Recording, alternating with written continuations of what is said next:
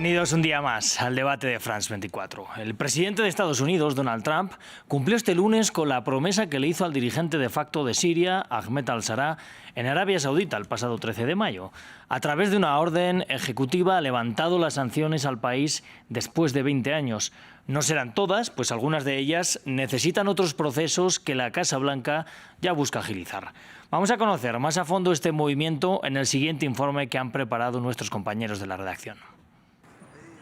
Después de más de 20 años, Siria puede reincorporarse a la economía mundial. El presidente Trump puso fin a la emergencia nacional impuesta en 2004 que suponía duras sanciones para Damasco. Estas medidas iban dirigidas a entidades vinculadas al Estado, como el Banco Central de Siria y otras importantes instituciones financieras.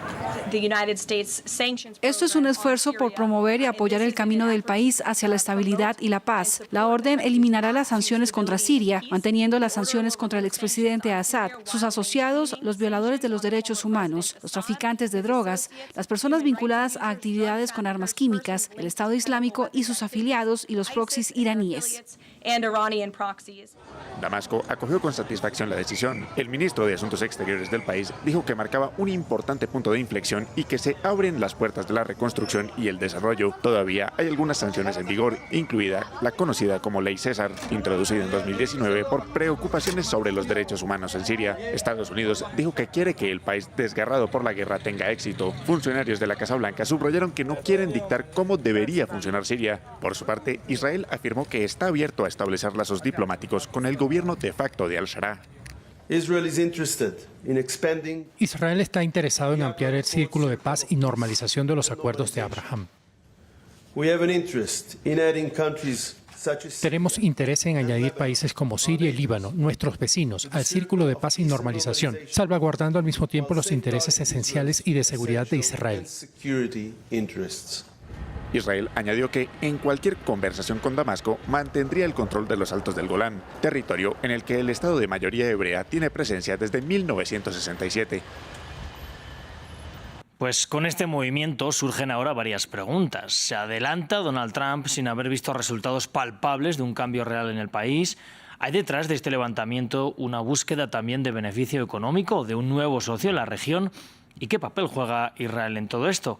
Bueno, para debatirlo, hoy nos acompañan Raffaele Mauriello, él es historiador y analista internacional, es docente en las universidades de la Sapienza de Roma y en el Alame Tabatabai, si nos confundimos luego nos corrige, de Teherán, nos atiende desde la capital italiana. También Eric Fajardo, consultor político e internacionalista, que nos atiende desde Estados Unidos. Antes de empezar con el debate, les recuerdo que pueden encontrarnos en nuestras redes sociales como France 24/ES, también en diferentes plataformas de podcast como Apple Podcast, Spotify, Deezer y TuneIn. Bueno, vamos a empezar así el debate. Trump dijo en su momento que quieren dar la oportunidad a los nuevos gobernantes, que recordemos tienen un pasado islamista radical. Ahora insisten en que con las sanciones se busca promover la paz y la estabilidad de Siria, con la relajación de las sanciones. Y quiero preguntar a Rafael, en primer lugar, ¿cree que se está adelantando Estados Unidos? ¿Lo ha hecho también Europa con este levantamiento de sanciones antes de ver resultados? Bueno, es evidente que se está adelantando, pero claro, la decisión de Trump cabe en un marco más amplio de relaciones, sobre todo con Arabia Saudí y con Turquía, que tienen un papel muy importante en Siria y que por lo menos quieren tener un papel todavía más importante. Turquía es la ganadora, digamos, con la llegada al poder de Hayat Tahrir al-Sham, que es el grupo que ahora detiene el poder en el país, un país muy fraccionado. Seguramente hablamos de ex yihadistas, son miembros de Al-Qaeda, o sea, nada de broma. El mismo presidente, el actual presidente interino de Siria, estuvo en una cárcel de Estados Unidos e Irak en Bagdad. Ese es un pasado muy dramático. Está adelantando, pero esto entra en un marco de una relación mucho más amplia en la que cabe Arabia Saudí, en la que cabe Turquía, va a caber Qatar y seguramente juega un papel importante Israel. Es más bien una intención, porque como acaba de decir el reportaje, las relaciones, digamos, las sanciones de Estados Unidos son muy complejas. Las más importantes son del Congreso, entonces la que acaba de sacar Trump a través de una orden ejecutiva son las presidenciales y una parte de las sanciones. Pero es una señal importante para que la economía de Siria, un país en este momento fallido, que no funciona, que no existe como Estado, bueno, vuelva a tener un poco de respiro económico, sobre todo a afectar positivamente la población. Pero por ahora es una buena intención, nada más. Bueno, pues le traslado la misma pregunta a Eric Fajardo. ¿Se está adelantando Estados Unidos o no? Como bien indica nuestro otro invitado, estos son parte de las sanciones, otras depende también del Congreso estadounidense. Bien, una precisión nada más. A diferencia de las sanciones europeas que en mayo 28 se levantan y se levantan, lo que pasa con la licencia general 25 en Estados Unidos es que se provee una ventana de 180 días. Es en todo caso una licencia temporal para que aliados y socios estratégicos, entiéndase el bloque árabe saudí, puedan invertir en Siria en el proceso de la reconstrucción. Es decir, entiendo que esto representa todavía una cautela de los Estados Unidos precisamente sobre lo que usted apunta, sobre la total confianza que para nada está representada en esta decisión, sino más bien una confianza de 180 días para ver cómo se porta también Ahmed al-Shara. Ellos se han reunido, Trump y al-Shara, en Riad durante las conversaciones con los líderes de Oriente Medio, y es importantísimo, es crítico para el plan de Trump de sobre todo destrozar Hezbollah y sus bases en Siria que tenían mucho tiempo, y sobre todo quebrar el eje Damasco-Teherán. Entonces, para Trump tiene importancia estratégica, sí, sin duda también importancia capital en términos materiales. Si bien los árabes saudíes quieren participar en la reconstrucción de Siria, desde hace mucho tiempo los Estados Unidos tienen interés en la explotación de las reservas petrolíferas de Siria, sobre todo las que están en control de territorios kurdos del noreste.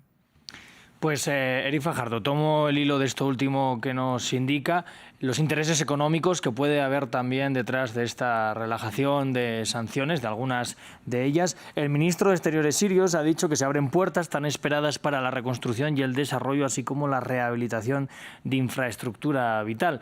¿Hay, por tanto, quizás más interés económico que político ahora mismo? Señor Fajardo, sí, la pregunta es para mí, sí, absolutamente. Sí, desde luego le traslado también a Rafael, por tanto, esta relajación de sanciones habla mucho del interés de Estados Unidos y de sus socios allí en Siria. Bueno, por lo que he entendido, por ahora Estados Unidos no va a inversionar, sería raro ver lo opuesto. Pero claro, como Estados Unidos tiene una relación económica en este momento especial con Arabia Saudí en particular, pero también cabe recordar Turquía es un miembro de la OTAN, esto la gente siempre se olvida, pero es una realidad muy importante, y el ganador de la guerra civil, que todavía no se acabó en realidad en Siria en este momento, fue Turquía, con muchos actores externos. El elemento comercial es importante, pero Siria también juega un papel geopolítico. Seguramente Arabia Saudí quiere inversionar en el país más que el petróleo. En realidad el tema es que más que el petróleo sirio, que en realidad no es mucho, Siria es un puente importante para que el petróleo de Irak, en particular de Kurdistán iraquí, llegue al Mediterráneo, y esto se separó durante décadas. Seguramente entonces hay elementos comerciales, pero me parece más en términos de inversión de países del Golfo, en una particular estricta en Arabia Saudí, y Mohammed bin Salman, el heredero al trono de Arabia Saudí con Trump, y entonces en estos términos económicos. Entonces inversiones más bien de Arabia Saudí en Estados Unidos, y entonces el apoyo de Trump a políticas de Arabia Saudí y de Turquía. Nos está hablando de Turquía y, por otro lado, de los socios en el Golfo de Estados Unidos. Nos hablaba antes Eric Fajardo de los kurdos en el noreste de Siria, de esos campos petrolíferos. Han sido, desde luego, quizás uno de los grandes aliados en la guerra civil siria de Estados Unidos. No pueden chocar, sigo con usted, Rafael, los intereses, por un lado, de Turquía, que desde luego no es amigo de los kurdos, y los intereses de Estados Unidos y de sus aliados. Sí, sin duda que hay ambas cosas. Hay, por una parte, la explotación de reservas energéticas que no son cuantiosas, pero son importantes. Y por el otro lado, las rutas comerciales que ciertamente hacen de Siria una suerte de garganta entre el Asia, el África y Europa. Eso es innegable. Ahora, también está del otro lado la importancia estratégica para Trump en su mirada de Medio Oriente. Recuerde usted que Siria, durante el régimen de el Assad, fue desde el 79 una suerte de puente importante en la formación de cuadros y de proxies, especialmente Hezbollah, muy radicales contra las políticas de Estados Unidos. Así que es importante para Trump no solamente romper el eje Teherán-Damasco, también quitarle un espacio estratégico importantísimo a Rusia, con quien al final es un poco la pulseta en realidad, siendo que Irán es de buena manera, o ha sido durante todo este tiempo, el aliado estratégico de Rusia junto con Siria. Si se fijan en el nuevo mapa de la geopolítica de Medio Oriente de Trump, de repente estos golpes militares muy exitosos en Siria y después hace unos días en Irán, lo que hacen es debilitar la influencia rusa, que por cierto tiene todavía dos bases, una está en Tartus y la otra está en Minmin. Esas dos bases están en este momento bajo mucha presión en la negociación entre Moscú y el nuevo líder de Siria. Las conversaciones no han sido fáciles, ha habido mucha tensión, la demanda de al-Shara es clara, la extradición de el Assad y la devolución de $2 billones que el nuevo régimen sirio clama que el Assad se habría llevado con él, a lo cual Rusia se ha negado. En esta situación, la posibilidad de evacuar con la movida de Trump a Rusia del territorio de Siria se incrementa, la posibilidad para Rusia de perder dos bases históricas que él tiene en la zona, la base militar que tenía en Tartus y la base naval militar, y después la base aérea que estaba en Minmin, que, bueno, se dice, informes extraoficiales dicen que los Antonovs no paran de salir, y de hecho el carguero Grigorich se habría movido ya de la base naval de Tartus. Entonces, estamos ante una situación en la que ciertamente comparto, no es tanto la perspectiva económica, que los ojos de los saudíes están en la reconstrucción, los ojos de las compañías americanas de energía están en el petróleo, pero sin embargo sigue siendo geopolítico. El control de esta garganta, de esta termópila entre Europa y Asia y África es sin duda crítica, y si esto viene de mano de la salida de esas dos bases en Tartus y Minmin de la influencia militar rusa, habrá ganado muchísimo la perspectiva Trump y su visión geopolítica. Eric, con esto que nos cuenta, ¿cree por tanto que se le había escapado de las manos la región a Estados Unidos? ¿O había perdido al menos parte de su influencia? Sí. Pienso que sí, durante mucho tiempo había estado, digamos, fuera de su control, o no había tenido los Estados Unidos una visión geopolítica clara. De hecho, no había tenido una política exterior clara, una doctrina, si vamos a irnos al pasado, como seguramente la tenía en el siglo XX o la tuvo durante el siglo XX. Ahora están recuperando la visión geopolítica a los Estados Unidos, y ciertamente esta movida muy temprana, mezcla entre negociación comercial con el mundo árabe saudí y además se dice extraoficialmente en Washington que no estando todavía en la silla el presidente Trump, pero ya hubo una coordinación en la decisión temprana antes de él asumir en enero el cargo de presidente, de que se procediera con facilitar la invasión o finalmente el derrocamiento del régimen de al-Assad por los rebeldes. Entonces, creo que sí, efectivamente, esto es todo reflejo de que hay de nuevo una doctrina y hay una visión geopolítica desde Washington, y esta, por lo menos hasta el momento, ha sido muy exitosa en el mundo árabe. Pues Rafael, le voy con usted. ¿Cree, como nos dice Eric, que hay una nueva visión geopolítica por parte de esta nueva administración Trump hacia Oriente Medio? Le preguntaba también al otro invitado si creía que había perdido el poder sobre la región Estados Unidos. Bueno, seguramente el tema es que Estados Unidos lleva ahora ya 2 décadas, creo, más con la intención de, digamos, salir un poco de la región para ocuparse de un actor mucho más importante, más eso que Estados Unidos no ha conseguido, digamos, llevar a cabo por una serie de crisis que se suceden y que en realidad todavía están en marcha en la región. Entonces, aunque hay, digamos, una vuelta a través de actores regionales, en realidad la región vive crisis importantes.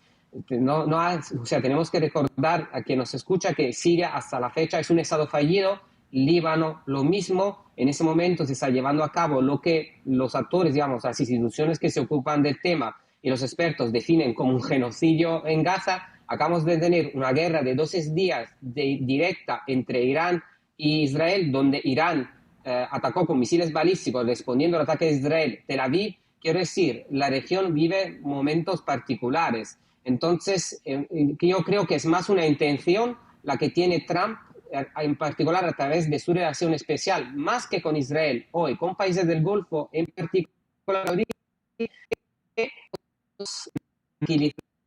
de hacer inversiones, o mejor dicho, de atraer inversiones a los Estados Unidos de la región, debido al gran dinero, a la gran capacidad financiera que tienen países del Golfo, pero la región vive en una tensión continua y esto no se va, digamos, a estabilizar hasta que no se, digamos, solucione el problema de Palestina y no se llegue a una convivencia, por lo menos, no digo más, entre Israel e Irán. Entonces, otra vez, como el tema ahora de las sanciones que se levantan contra Siria, digamos, que antes había contra Siria, es una buena intención, pero el proceso está todo por comenzar en realidad. Tomo también el hilo de esto que nos comenta sobre, bueno, la masacre en Gaza, la guerra también en la franja de Gaza, porque el medio estadounidense Axios citaba informaciones de algunos altos cargos dentro de la Casa Blanca que indicaban que se estaría también intentando un acercamiento entre este nuevo gobierno en Siria y el gobierno de Israel, pero que parece difícil mientras siga la guerra en Gaza. ¿Cree que puede ser ese el gran talón de Aquiles de la política de Estados Unidos en Oriente Medio? Sigo con usted, Rafael. Sigo con Rafael primero, sí. Eric, y vuelvo con usted.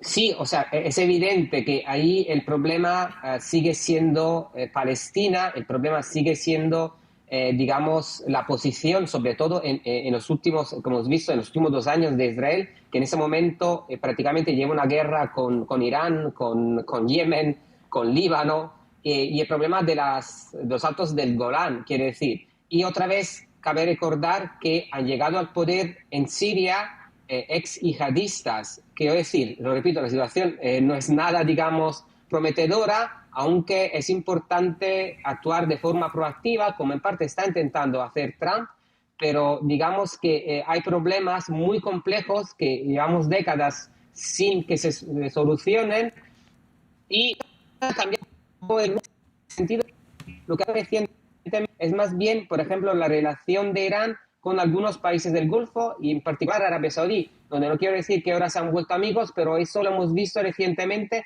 y también el tema de Qatar, antes también había Omán.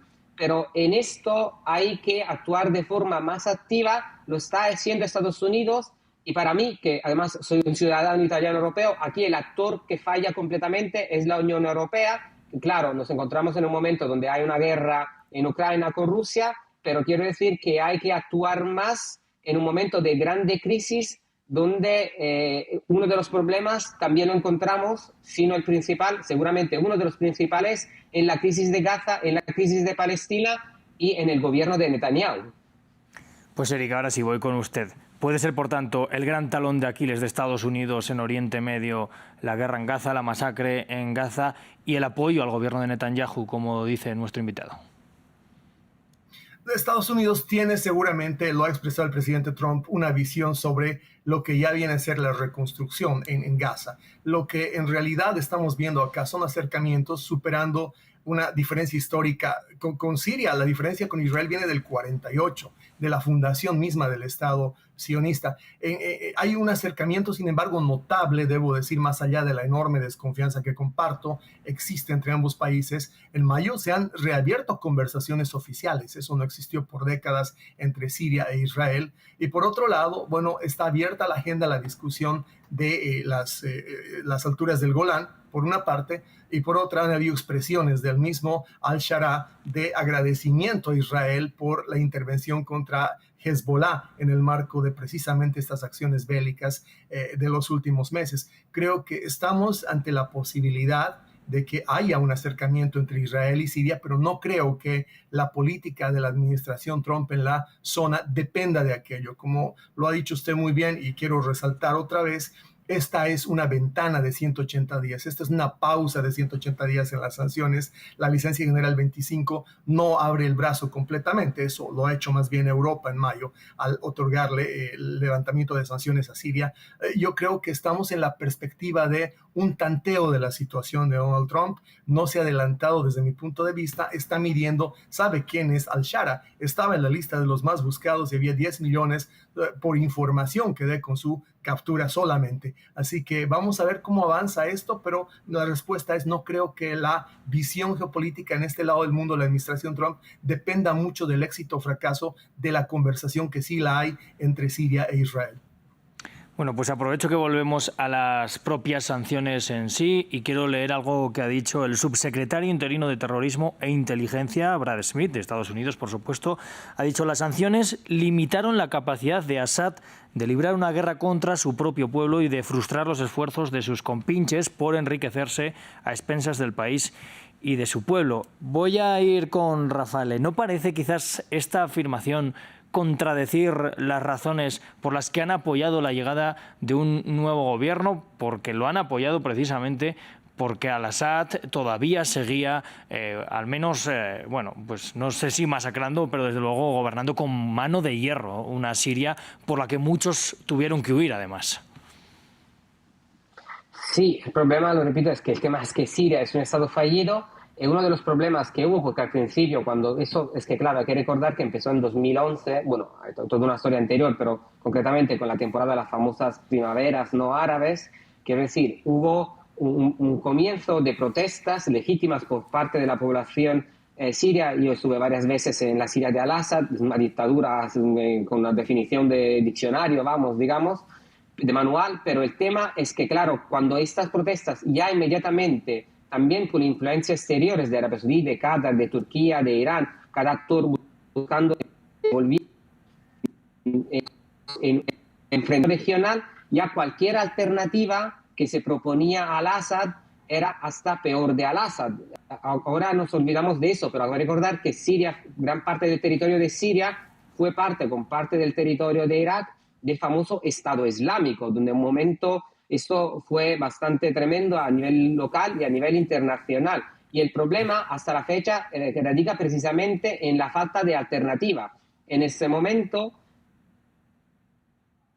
Bueno, hemos perdido brevemente la señal con Rafael, así que, Eric, vuelvo con usted. Le traslado la pregunta de manera más sencilla. ¿Funcionaron o no funcionaron las sanciones contra el régimen de Al-Assad? No hay sanción que funcione cuando es unilateral. El problema de Al-Assad es que tenía todo el apoyo de Rusia. Rusia tenía fábricas de armas, todavía están montadas, aunque ya en repliegue, 2 bases militares en ese territorio. Lo apuntaba bien mi colega, es un cruce vital. Esto es una zona de tránsito comercial, militar, estratégica. Los oleoductos más importantes pasan por territorio sirio y sin duda haber hecho las sanciones representaba una posición clara de Estados Unidos sobre el régimen de Assad. No obstante, no garantizaba en absoluto que pudiese haber con esto cedido el régimen. De hecho, vio usted, tuvo que haber una coalición en la que extraoficialmente se conoce que participaron Turquía, Israel, los Estados Unidos sobre el alborde, sobre el nacimiento de la segunda administración Trump, para poder efectivamente dar cuenta del régimen de Assad. Ahora, esto refleja muchísimo el debilitamiento de Rusia y el enorme desgaste que le ha significado a Rusia su guerra en Ucrania, en Eurasia. Este conflicto lo ha consumido de una manera en la que no ha podido garantizar ni tiene la fuerza como para demandar a los sirios mantener sus bases, haber protegido a Assad, ni mucho menos en el caso de Irán, haber podido tener ninguna reacción contundente. Son 2 aliados históricos de Rusia, representan la presencia rusa no solamente en áreas clave del comercio y de la geopolítica, sino además su imagen de fuerza en el contexto internacional. Creo que en esto hay que conceder que probablemente las sanciones, y a su anterior pregunta, probablemente mucho tiempo estuvo los Estados Unidos no solamente ausente de Medio Oriente, sino sin capacidad además de mostrar una geopolítica clara y de instalar verdaderas sanciones. Lo vimos en su cúspide, este proceso de crisis durante la administración Biden, el repliegue de Afganistán, fue una serie de desaciertos que respondían no solamente al problema del presidente Biden de salud, sino además a la ausencia de una doctrina. Hoy día, al parecer, el Pentágono, la Casa Blanca tienen una doctrina clarísima y se está procediendo con pasos, desde mi punto de vista, acelerados. Tomen en cuenta que son apenas 6 meses de la administración Trump. Si bien no había antes una eficacia sobre la capacidad de manejar al régimen sirio de al-Assad, esta pausa de 180 días, estas concesiones vigiladas nos muestran que desde ya en los Estados Unidos hay hoy una conciencia de que cualquier concesión a este nuevo régimen sirio, a este nuevo régimen que solía ser parte de la Al-Qaeda, va a ser una concesión temporal y una concesión supervisada.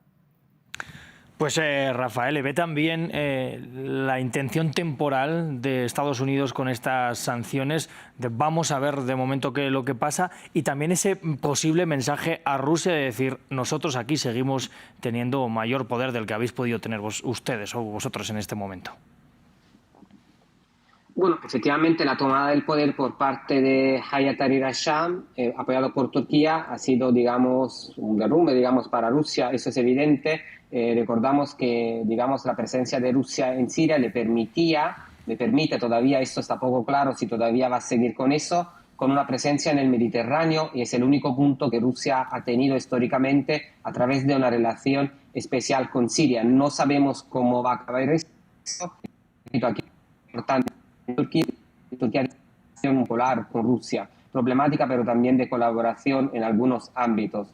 Entonces, seguramente uno de los actores que han perdido, digamos, con la caída de Bashar al-Assad ha sido Rusia, y recordamos que Bashar al-Assad se refugia en Moscú. No es una casualidad esta relación particular con el país, pero la cuestión es que todo, digamos, está en proceso de formarse. Seguramente el tema de las sanciones es importante porque las sanciones, digamos, golpean al final y al cabo sobre todo a la población. Y la verdad es que la población siria ha sufrido muchísimo. Algo como 4 millones de refugiados sirios en Turquía, con todas las consecuencias que eso ha tenido para el país. Refugiados en Jordania, en Líbano, en Europa, la crisis que hemos tenido y que seguimos teniendo en el Mediterráneo respecto de los refugiados sirios. Entonces, cualquier levantamiento, desde mi perspectiva, en general de las sanciones, en realidad ayudan sobre todo a la población que todavía estamos de los sirios que estaban en Líbano, lo que nos enseña claramente que tampoco los sirios, aparte de los que estaban ya en Siria, tienen grandes expectativas. Hay un poco que ver cómo se desarrolla el proceso, y seguramente Estados Unidos va a ser un actor importante, pero repito, desde mi perspectiva, más a través de otros actores y de alianzas regionales, que sean Arabia Saudí, que sea Turquía, en parte Israel. Aquí, repito, es importante recordar que Siria comparte frontera con Israel, y esto siempre es un elemento muy problemático para cualquier país de la región.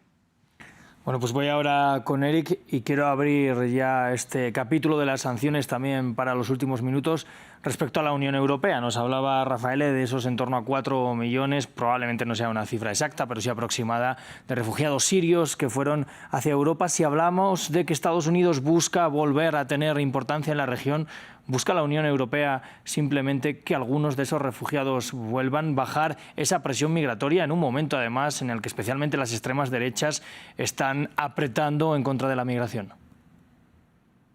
Bueno, la visión migratoria de un nuevo nacionalismo no es algo aislado o que se remita a algún país de Europa del Este.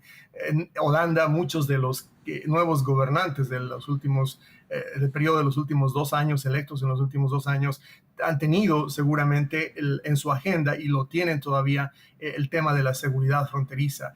Algunos dirán que es una réplica, es una copia de lo que MAGA ha hecho en Estados Unidos.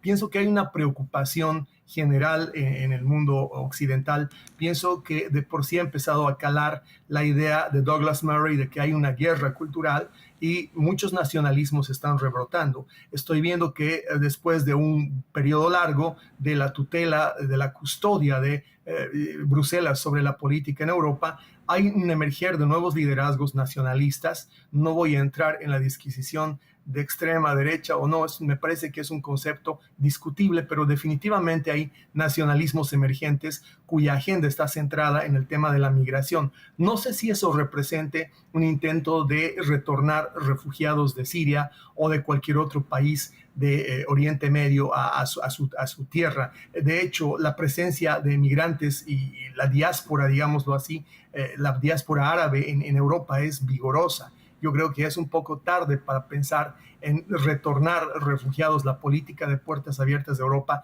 ya ha dejado que importante desplazamiento humano se asiente. Pero ciertamente Siria tiene un enorme desafío en lo que señalábamos antes. Hay la necesidad de una reconstrucción en un mundo que es 70% árabe, sí, cierto, son árabes sirios. Hay un 15% más que son de ascendiente o de etnicidad kurda, y hay también turcos y otras minorías, y no solamente son las minorías étnicas. La composición religiosa es también muy compleja, no solamente hay árabes suníes. En conclusión, pienso que el gran desafío y lo que más va a ser una policía en este momento, Estados Unidos en estos 180 días y probablemente Europa también, que siempre puede revocar la decisión del Parlamento de mayo, es si es capaz el régimen de al-Sharaa de construir una unidad siria, que es uno de los goles que se ha planteado como parte del levantamiento de sanciones, y si esa reconstrucción de la nación, de la reunificación siria, es capaz de involucrar y de incorporar a actores de minorías que han estado largamente excluidos de la visión del mundo árabe. Todo eso son desafíos que vamos a ver en los siguientes meses y son posibles de concretar. La gran ventaja que creo que tienen los Estados Unidos y sus aliados árabes saudíes es que las distancias entre Moscú y este nuevo régimen de Damasco parecen acrecentarse, y ahí la manzana de la discordia, ya lo decíamos, es por supuesto la extradición o no del ex mandatario sirio Bashar al-Assad. Vamos a ver cómo evoluciona. Desde mi punto de vista, lo que podemos esperar es que en los siguientes meses, se concrete o no, vamos a ver el desafío de construir una reunificación siria que incorpore minorías, que respete derechos humanos y que se abra, por supuesto, que es lo que esperan americanos y europeos, así también como árabes, a la reconstrucción, a la inversión para la reconstrucción de Siria. Bueno, pues Rafael, voy con usted. Quiero lanzarle una pregunta al hilo de lo que nos ha comentado Eric. También usted es europeo, nos comentaba Eric que bueno, hay también algunas visiones que quieren ver una copia del movimiento MAGA en Europa también respecto a la migración. No sé si usted lo ve así, y le doy el tiempo también para que haga una reflexión final. Bueno, en realidad en este caso mi país, Italia, tiene una presidenta del Consejo que de hecho prefiere que se diga presidente del Consejo, al masculino, digamos, que tiene una relación muy particular con Trump. Tenemos al gobierno a la derecha y efectivamente la misma presidenta, digamos, tiene un acuerdo de refugiados o de inmigrantes. Entonces, yo creo que efectivamente hay una influencia, una relación muy especial entre Europa y Estados Unidos. Esto es una realidad histórica. Entonces, lo que ocurre en Estados Unidos siempre tiene influencias en Europa. Seguramente las derechas europeas, digamos, se alían a donde puedan. Seguramente es el caso de Italia, lo hemos visto claramente los italianos con Estados Unidos, sobre todo en este momento. Entonces, seguramente el movimiento MAGA ha tenido influencia y tiene influencia en Europa. Pero eso está relacionado también con el tema de la crisis en Siria. Cuando me refería a los 4 millones, en realidad esos 4 millones son los que se quedaron en Turquía, pero se quedaron en Turquía con un acuerdo de la Unión Europea, donde la Unión Europea le financia a Turquía que se ocupe de los refugiados para que no lleguen a Europa, de los migrantes. Y estos todavía en parte están en Turquía, ahora están en parte en la frontera siria, entre Siria y Turquía. Y eso efectivamente consejos también políticos que en estos definir como el Consejo, la Comisión, tiene un gobierno en parte también de derecha en la Unión Europea, y eso lo hemos vivido los ciudadanos europeos directamente, que coincide en parte con lo que estamos viendo en Estados Unidos. Entonces mi respuesta es seguramente sí, y seguramente las crisis que hemos tenido en el Mediterráneo y la crisis de Siria influyeron y han influido en ese proceso. Pues Rafael Mauriello, ya que acaba de hablar, le voy a despedir a usted en primer lugar, darle las gracias por haber estado con nosotros hoy en este debate. Muchas gracias, un placer. Y Ari Fajardo también, por supuesto, desde Estados Unidos, muchas gracias por haber compartido este espacio con nosotros aquí en France 24. Gracias a ustedes. Bueno, les doy las gracias también a ustedes, por supuesto, por estar con nosotros aquí día a día en las pantallas de France 24, por seguir este debate. Nosotros nos vamos a despedir, pero no sin antes dar también las gracias a nuestras compañeras Tania Herrera en la sección de invitados y Laura Garzón en la producción, también a todo el equipo de Luces y Sonido. Gracias a todos. Seguimos con más programación.